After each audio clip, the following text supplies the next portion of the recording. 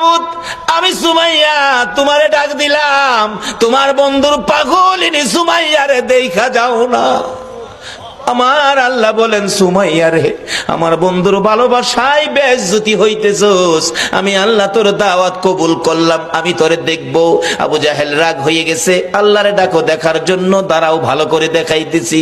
ঘরের ভিতরে যাইয়া বল্লম নিয়ে বেরিয়ে আসলেন আবু জাহেল।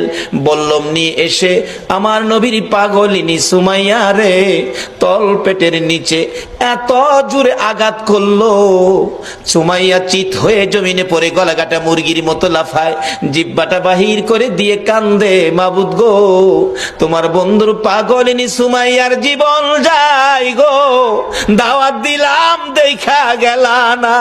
আমার আল্লাহ ডাকে, জিবরাইল রে, আমার বন্ধুর পাগলিনী সুমাইয়ার জীবন যায়, কাঁদতেছে দেখার জন্য, আমি আল্লাহ কেমনে খালি হাতে দেখবো রে, আমার জান্নাতুল ফিরদাউসটা উঠাইয়া দে, বন্ধুর পাগলিনী সুমাইয়ারে আমার জান্নাতুল ফিরদাউস দান করে দিলাম।